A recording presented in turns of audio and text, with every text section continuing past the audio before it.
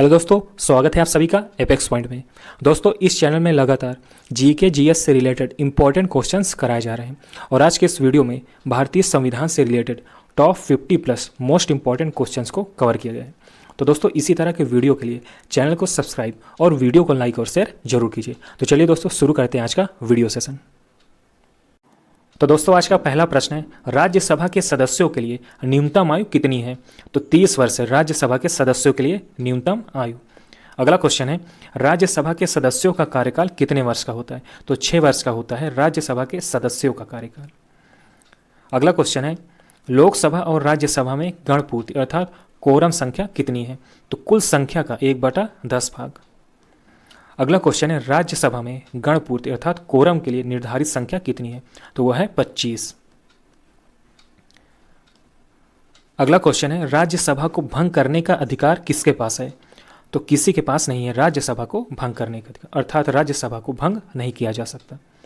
अगला क्वेश्चन है, राज्यसभा का सभापति कौन होता है? तो उपराष्ट्रपति वाइस प्रेसिडेंट ही राज्यसभा का सभापति होता है। अगला क्वेश्चन है, वह कौन सी सभा है जिसका अध्यक्ष उस सदन का सदस्य नहीं होता? तो वह है राज्यसभा। इंपॉर्टेंट क्वेश्चन है। अगला क्वेश्चन है, राज्यसभा के सभापति का चुनाव कौन करता है? तो लोकसभा एवं राज्यसभा के सभी सदस्य राज्यसभा के सभापति का चुनाव करते हैं। इंपॉर्टेंट क्वेश्चन है।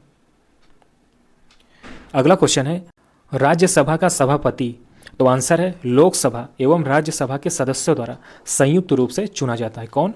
राज्यसभा का सभापति। अगला क्वेश्चन है, लोकसभा द्वारा पारित धन विधेयक राज्यसभा को प्राप्त होने के कितने दिन के भीतर लोकसभा को वापस लौटाना पड़ता है? तो आंसर है 14 दिन। अगला क्वेश्चन है, क्या राज्यसभा का सभापति संसद के दोनों सदनों के संयुक्त अधिवेशन की अध्यक्षता कर सकता है? तो आंसर है नहीं कर सकता। अगला क्वेश्चन है, राज्यसभा के द्विवार्षिक चुनावों की अधिसूचना कौन जारी करता है? तो आंसर है निर्वाचन आयोग जारी करता है। अगला क्वेश्चन है, राज्यसभा के सदस्यों का निर्वाचन होता है? तो आंसर है राज्य के विधानसभा के निर्वाचित सदस्यों द्वारा ही राज्यसभा के सदस्यों का निर्वाचन होता है। अगला क्वेश्चन है, स्वतंत्र भारत में राज्यसभा के प्रथम सभापति कौन थे? तो आंसर है डॉक्टर एस राधाकृष्णन स्वतंत्र भारत में राज्यसभा के प्रथम सभापति थे। कौन थे? डॉक्टर एस राधाकृष्णन अर्थात उपराष्ट्रपति थे। अगला क्वेश्चन है, सर्वप्रथम किस फिल्म अभिनेता को राज्यसभा का सदस्य मनोनीत किया गया था? तो आंसर है पृथ्वीराज कपूर को ही सर्वप्रथम राज्यसभा का सदस्य मनोनीत किया गया था। अगला क्वेश्चन है, राज्यसभा के लिए नामित फिल्म अभिनेत्री कौन थी? तो वह थी नरगिस दत्त। अगला क्वेश्चन है, राज्यसभा की प्रथम महिला महासचिव कौन थी? आंसर है V.S. रामा देवी थी राज्यसभा की प्रथम महिला महासचिव। इंपॉर्टेंट क्वेश्चन है, कौन थी? V.S. रामा देवी। अगला क्वेश्चन है, राज्यसभा का सर्वप्रथम गठन कब हुआ? तो आंसर है 3 अप्रैल 1952 को राज्यसभा का सर्वप्रथम गठन हुआ। नेक्स्ट क्वेश्चन है, कौन जनता द्वारा प्रत्यक्ष रूप से निर्वाचित सदन है? तो वो लोकसभा है, ना कि राज्यसभा। तो यहाँ पर आंसर होगा लोकसभा। इंपॉर्टेंट क्वेश्चन है। अगला क्वेश्चन है, भारत में लोकसभा किसका प्रतिनिधित्व करती है? तो वह भारतीय जनता का प्रतिनिधित्व करती है। कौन? लोकसभा। अगला क्वेश्चन है, भारतीय संविधान के किस अनुच्छेद में लोकसभा के गठन के संबंध में प्रावधान किया गया? तो वह है अनुच्छेद 81 से 331। अगला क्वेश्चन है, मूल संविधान में लोकसभा सदस्यों की संख्या कितनी निर्धारित की गई थी? तो वह है 500। अगला क्वेश्चन है, 31वें संवैधानिक संशोधन अधिनियम द्वारा लोकसभा की मैक्सिमम सदस्य संख्या कितनी निर्धारित की गई? तो वह है 545। अगला क्वेश्चन है, लोकसभा की अधिकतम सदस्य संख्या कितनी हो सकती है? तो वह है 552 लोकसभा की अधिकतम सदस्य संख्या हो सकती है। अगला क्वेश्चन है, राष्ट्रपति आंग्ल भारतीय समुदाय के कितने प्रतिनिधियों को लोकसभा में मनोनीत करता है? तो वह है 2 आंग्ल भारतीय समुदाय। अगला क्वेश्चन है, वर्तमान में लोकसभा सदस्यों की प्रभावी संख्या कितनी है? तो वह है 545। अगला क्वेश्चन है, राष्ट्रपति द्वारा लोकसभा में आंग्ल भारतीय समुदाय के 2 सदस्यों को किस अनुच्छेद के तहत मनोनीत करता है? तो वह है अनुच्छेद 331, जिसके तहत राष्ट्रपति द्वारा लोकसभा में आंग्ल भारतीय समुदाय के 2 सदस्यों को नामित करता है। तो वह है अनुच्छेद 331। इंपॉर्टेंट क्वेश्चन है। अगला क्वेश्चन है, लोकसभा में आंग्ल भारतीय समुदाय से 2 सदस्यों को मनोनीत करने की शक्ति किसके पास है? तो वह भारत के प्रेसिडेंट के पास। अगला क्वेश्चन है, लोकसभा में राज्यों को किस आधार पर सीटें आवंटित होती हैं? तो वह जनसंख्या के आधार पर ही लोकसभा में राज्यों को सीटें आवंटित होती हैं। तो वह जनसंख्या। अगला क्वेश्चन है, वर्तमान लोकसभा में प्रत्येक राज्य के लिए स्थानों का आवंटन आधारित है। तो वह 1971 की जनगणना पर। इंपॉर्टेंट क्वेश्चन है। अगला क्वेश्चन है, लोकसभा में राज्यसभा सीटों का आवंटन 1971 की जनगणना पर आधारित है। यह निर्धारण किस वर्ष तक यथावत रहेगा? तो वह है 2026 तक। इंपॉर्टेंट क्वेश्चन है। अगला क्वेश्चन है, लोकसभा का एक निर्वाचन क्षेत्र कम से कम कितनी जनसंख्या का प्रतिनिधित्व करता है? तो वह 7.5 लाख। अगला क्वेश्चन है, लोकसभा के लिए प्रथम आम चुनाव कब हुआ था? तो वह है 1952 को, जब लोकसभा के लिए प्रथम आम चुनाव हुए थे। अगला क्वेश्चन है, कौन सी लोकसभा के चुनाव 9 चरणों में संपन्न हुए?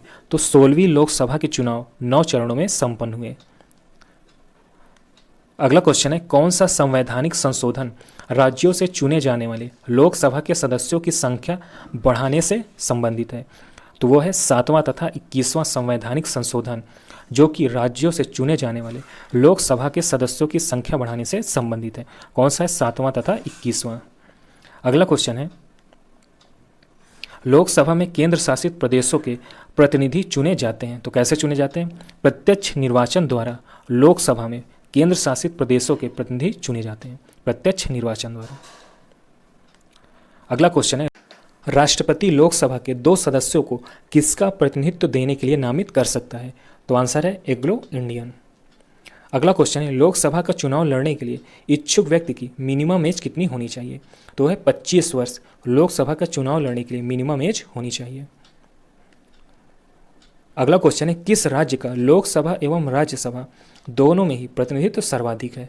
तो वह है उत्तर प्रदेश, जिसका लोकसभा एवं राज्यसभा दोनों में ही प्रतिनिधित्व सर्वाधिक है।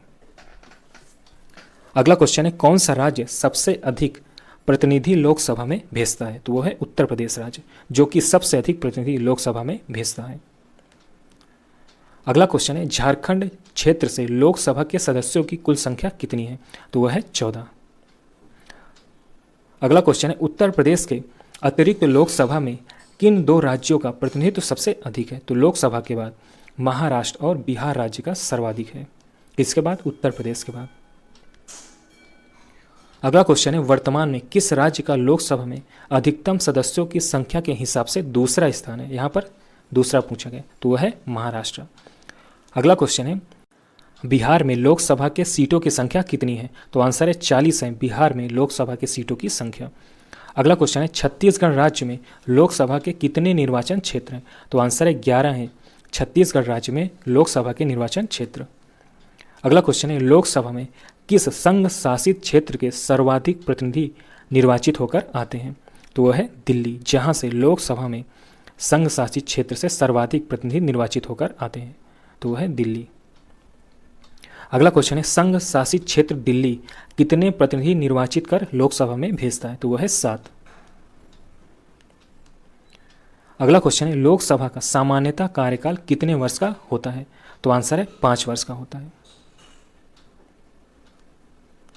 अगला क्वेश्चन है, आपातकाल के दौरान संसद लोकसभा का कार्यकाल एक बार में कितने समय के लिए बढ़ा सकती है? इंपॉर्टेंट क्वेश्चन है। तो 1 वर्ष के लिए एक बार में बढ़ा सकती है। कब? आपातकाल के दौरान। अगला क्वेश्चन है, लोकसभा में कोरम अर्थात गण पूर्ति पूरा करने के लिए मिनिमम कितने सदस्यों की जरूरत होती है? तो आंसर है कुल सदस्यों का 1/10वां भाग। अगला क्वेश्चन है, लोकसभा का कार्यकाल 5 वर्ष से अधिक किस अवस्था में बढ़ाया जा सकता है?